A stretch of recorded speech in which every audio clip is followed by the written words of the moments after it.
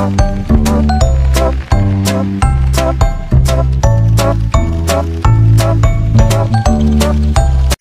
semuanya, selamat datang di channel kami Akuntansi Kelas A. Bersama kami bertiga, yaitu saya sendiri Yohana Tirta Widioswari Simamora dan kedua rekan saya Lilariani Lumantobi. Saya Hauraliska Sarjani. Nah, di video ini kita akan membahas topik yang super sangat penting, yaitu akuntansi rumah sakit. Buat kalian yang memiliki mata kuliah sektor publik atau ingin tahu gimana sih keuangan rumah sakit itu dikelola, wajib banget nonton sampai habis ya. Jangan lupa video ini bagian dari mata kuliah sektor publik yang diampu oleh Bapak Muhammad Rizal. Jadi, pastikan kalian simak baik-baik ya. Kubur-kubur ikan lele, jangan lupa nonton videonya ya, Le. Siap. Yuk kita mulai. Akuntansi rumah sakit. Teman-teman, sebelum kita memasuki materi ini lebih lanjut, kita harus mendefinisikan dulu apa itu akuntansi rumah sakit. Rumah sakit merupakan suatu unit kerja dari instansi pemerintah yang bergerak pada bidang pelayanan kesehatan untuk masyarakat umum. Nah, akuntansi memiliki beberapa definisi yang dapat kita ketahui. Seperti menurut KSO, akuntansi bisa didefinisikan secara tepat dengan menjelaskan 3 karakteristik penting dari akuntansi. Yang pertama, pengidentifikasian, yang kedua, pengukuran, dan yang ketiga, pengkomunikasian informasi keuangan tentang entitas ekonomi kepada pemakai yang berkepentingan, agar dapat memberikan data dan informasi yang akan mendukung para manajer rumah sakit dalam pengamatan kinerja dan pengambilan keputusan serta pengendalian kegiatan rumah sakit. Maka dibutuhkannya akuntansi rumah sakit sebagai manajemen keuangan. Akuntansi dana adalah sistem akuntansi yang sering digunakan oleh organisasi-organisasi nirlaba dan institusi sektor publik yang umumnya membutuhkan pelaporan khusus neraca akhir yang dapat secara jelas menunjukkan arus pengeluaran keuangan organisasi. Sistem tersebut merupakan metode pencatatan dan pengambilan entitas dalam akuntansi seperti aset dan kewajiban yang dikelompokkan menurut kegunaannya masing-masing. Rumah sakit sendiri memiliki peran vital dalam pelayanan kesehatan, dan akuntansi rumah sakit dapat membantu pengelolaan keuangan agar lebih transparan dan efisien pada sektor pelayanan kesehatan. Aplikasi akuntansi dana juga dapat kita lihat dalam praktik akuntansi di rumah sakit yang merupakan suatu badan layanan umum.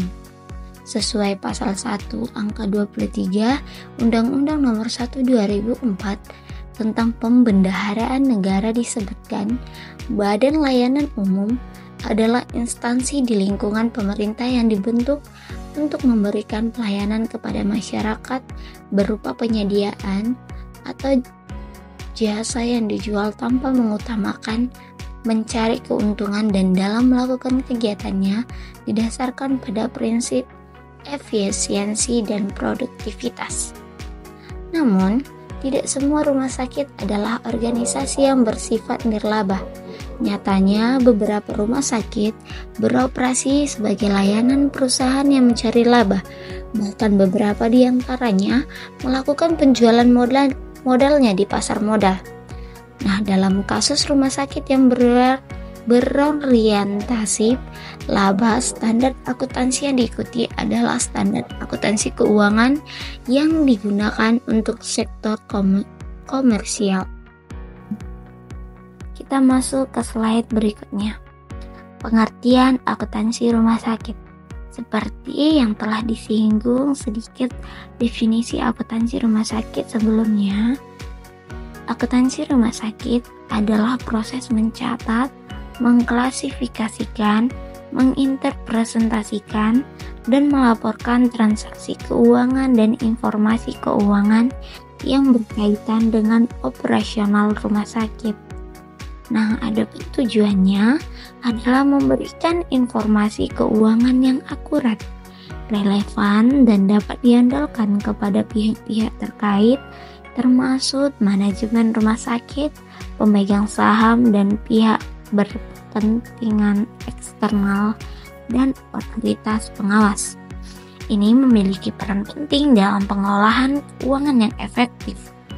Hal ini melibatkan pengumpulan, pencatatan, dan pengendalian atas semua transaksi keuangan di rumah sakit, antara lain penerimaan pendapatan, pembayaran, pengeluaran, dan pengelolaan aset.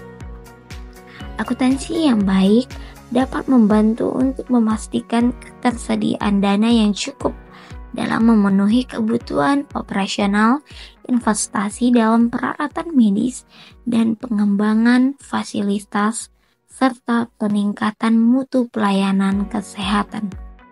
Materi selanjutnya, fungsi akuntansi rumah sakit.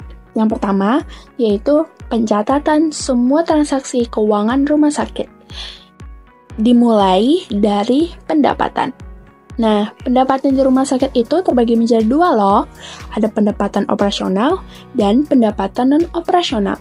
Pendapatan operasional di rumah sakit berupa pendapatan dari rawat jalan, rawat inap, pendapatan tindakan medis, pendapatan kamar, pendapatan dari dokter, pendapatan dari perawat, pendapatan laboratorium, pendapatan dari apotek, pendapatan media penunjang lainnya, dan pendapatan operasional rumah sakit lainnya. Nah, untuk pendapatan non-operasional di rumah sakit dapat dari pendapatan jasa lembaga keuangan, pendapatan kerjasama operasi, pendapatan penggantian fasilitas atau sewa, keuntungan penjualan aktiva tetap, dan pendapatan penjualan dokumen lelang ataupun dari kegiatan investasi. Nah, setelah mencatat pendapatan, dicatat juga tentang piutang. Piutang di rumah sakit juga terbagi menjadi dua loh, yaitu untuk mencatat penyisihan piutang dan penghapusan piutang. Selain mencatat piutang, ada juga mencatat utang atau kewajiban jangka pendek dan jangka panjang di rumah sakit. Setelah itu, berisi informasi tentang aktiva, baik aktiva tetap ataupun aktiva lancar. Kemudian ada modal, dan yang terakhir yaitu mencatat semua beban-beban, mulai dari subsidi pembayaran atas pasien tertentu, subsidi askes, kemudian ada beban listrik, beban air, beban internet, dan beban pajak. Nah, fungsi yang kedua yaitu pelaporan keuangan untuk manajemen dan pemangku kepentingan, yaitu untuk investor, calon investor, kreditor atau bank, otoritas pengawasan rumah sakit, untuk pemerintah, dan yang terakhir tentunya untuk masyarakat. Fungsi yang ketiga yaitu tentang pengendalian anggaran dan analisis biaya layanan kesehatan, yaitu memberikan informasi mengenai jumlah aktiva kewajiban dan pasifa bersih rumah sakit. Kemudian menunjukkan pengaruh transaksi yang mana yang menumbuhkan atau menambahkan dan yang mana mengurangi sifat aktiva bersih. Kemudian pencatatan mengenai pembelian berupa jenis dan jumlah arus kas masuk dan keluar dalam satu periode, memberitahu kepada kita bagaimana rumah sakit mendapatkan uang untuk jurnal pendapatannya, dan pembelanjaan kas apa saja yang sudah dikeluarkan dan berapa banyak hutang atau pinjaman yang dilakukan oleh pihak rumah sakit. Fungsi yang keempat yaitu sebagai manajemen aset, termasuk pembelian peralatan media dan pembayaran gedung. Nah, dengan akuntansi laporan keuangan di rumah sakit, dalam manajemen aset tentu akan dijelaskan pada transaksi pembelian yang dilakukan oleh pihak rumah sakit pada tanggal berapa dan berapa banyak kas yang dikeluarkan. Fungsi yang kelima yaitu sebagai perhitungan biaya pelayanan kesehatan untuk menentukan harga jasa medis. Yang keenam yaitu kepatuhan terhadap regulasi keuangan, yaitu kepatuhan dalam membayar pajak. Pajaknya berupa pajak atas dokter, pajak sewa, dan pajak lainnya berpotensi dikenakan pajak untuk rumah sakit. Dan yang terakhir, yaitu sebagai manajemen resiko untuk mengurangi potensi kerugian finansial. Dengan adanya akuntansi laporan keuangan di rumah sakit, tentu akan ada laporan laba rugi yang menyediakan informasi mengenai pengaruh transaksi dan peristiwa apa yang mengubah jumlah aktiva. Dan di laporan laba rugi itu juga kita dapat melihat hubungan antara pendapatan dan beban-beban yang sudah dikeluarkan oleh pihak rumah sakit, dan apakah pendapatan dan beban itu akan menghasilkan laba atau malah rugi. Dan kemudian masuk kepada materi siklus transaksi rumah sakit. Nah, siklus transaksi rumah sakit dimulai dari peristiwa ekonomi atau transaksi. Kira-kira apa sih?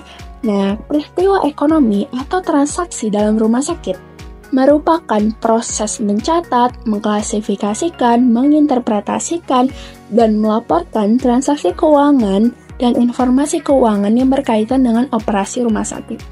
Nah, peristiwa transaksi dalam rumah sakit itu terbagi menjadi 4 siklus, yaitu siklus pendapatan, siklus pengeluaran, siklus pelayanan, dan siklus keuangan.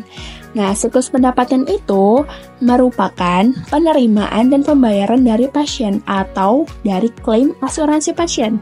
Jadi, siklus pendapatan ini berkaitan dengan pemberian jasa pelayanan rumah sakit kepada pasien atau pihak lain dan penerimaan pembayaran dari pasien atau tagihan dari pihak lain.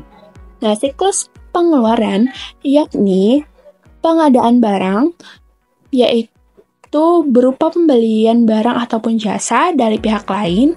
Lalu ada pembayaran gaji, tentunya harus dan itu wajib. Dan yang terakhir adalah pembayaran biaya operasional. Nah, yang ketiga, siklus pelayanan. Siklus pelayanan ini yaitu pengelolaan modal kerja dan investasi yang berkaitan dengan bagaimana sumber daya atau aktiva tetap, kewajiban, dan juga modal dikelola oleh rumah sakit untuk menjadikannya jasa pelayanannya terbaik. Dan siklus keuangan yaitu pembuatan laporan keuangan untuk pemangku kepentingan. Karena di siklus keuangan ini menyajikan data berkaitan dengan perolehan dan pengelolaan capital gain, capital fund atau dana modal seperti modal kerja dan sumber daya jangka panjang. Nah, dari 4 siklus tersebut diperolehlah data yang akan diproses di siklus pelaporan keuangan. Nah, dari siklus pelaporan keuangan tersebut akan diproses lagi menjadi laporan akuntansi keuangan yang sesuai dengan prinsip akuntansi secara IFRS atau PSAK. Baiklah, kita masuk ke materi selanjutnya, yaitu aspek khusus dalam akuntansi rumah sakit. Yang pertama, laporan realisasi anggaran. Ini membandingkan anggaran dengan realisasi. Yang kedua, laporan perubahan saldo anggaran lebih. Ini mencatat sisa anggaran yang belum digunakan. Yang ketiga, neraca. Ini menggambarkan kondisi aset, kewajiban, dan ekuitas rumah sakit. Yang keempat, laporan operasional. Ini mencatat pendapatan dan pengeluaran dari aktivitas layanan kesehatan. Yang kelima, laporan arus kas. Ini mencatat pergerakan masuk dan keluar kas rumah sakit. Yang keenam, laporan perubahan ekuitas. Ini menunjukkan perubahan modal rumah sakit. Dan yang terakhir, catatan atas laporan keuangan. Ini menjelaskan rincian transaksi penting. Kita masuk ke materi selanjutnya, yaitu tantangan dalam akuntansi rumah sakit. Yang pertama, pengelolaan biaya tinggi akibat kebutuhan peralatan medis yang canggih. Yang kedua, kompleksitas dalam klaim asuransi kesehatan dan pembayaran pasien. Yang ketiga, kepatuhan terhadap berbagai regulasi keuangan dan perpajakan. Dan yang keempat, keterbatasan anggaran dalam rumah sakit nirlaba untuk pengembangan layanan. Kita masuk ke materi terakhir, yaitu perbandingan antara rumah sakit nirlaba dengan rumah sakit komersial. Rumah sakit nirlaba memiliki tujuan untuk pelayanan kesehatan, sementara rumah sakit komersial bertujuan untuk mencari keuntungan. Rumah sakit nirlaba memperoleh sumber dana dari donasi dan subsidi pemerintah, sementara rumah sakit komersial memperoleh sumber dananya dari pasien, investor, dan asuransi. Dari segi regulasi, kedua rumah sakit ini juga berbeda. Nirlaba memiliki regulasi standar akuntansi entitas nirlaba, sedangkan komersial memiliki regulasi standar akuntansi keuangan. Nah, teman-teman sekalian, kita sekarang masuk ke bagian penutup, yaitu kesimpulan. Akuntansi rumah sakit adalah proses pencatatan, klasifikasi, interpresentasi, dan pelaporan transaksi serta informasi keuangan yang berkaitan dengan operasional rumah sakit. Nah, adapun tujuan utama akuntansi rumah sakit adalah menyediakan informasi keuangan yang akurat dan relevan bagi manajemen, pemegang saham, serta pihak eksternal. Fungsi utama akuntansi rumah sakit meliputi pencatatan transaksi keuangan, pelaporan keuangan, pengendalian keuangan, manajemen aset, perhitungan biaya pelayanan kesehatan, kepatuhan terhadap regulasi, dan manajemen risiko. Selain itu, terdapat aspek khusus dalam akuntansi rumah sakit, seperti penghitungan biaya pelayanan, pengendalian persediaan, manajemen pendapatan dan klaim asuransi, serta kepatuhan perpajakan. Siklus transaksi rumah sakit mencakup siklus pendapatan, pengeluaran, produksi atau pelayanan, keuangan, dan pelaporan keuangan. Laporan keuangan rumah sakit terdiri dari laporan realisasi anggaran, perubahan saldo anggaran lebih, neraca, laporan operasional, laporan arus kas, perubahan ekuitas, serta catatan atas laporan keuangan. Semua komponen ini berperan penting dalam pengelolaan keuangan rumah sakit yang transparan dan efisien. Adapun referensi dari video pembelajaran kita ini dapat kita lihat di slide terakhir berikut ini.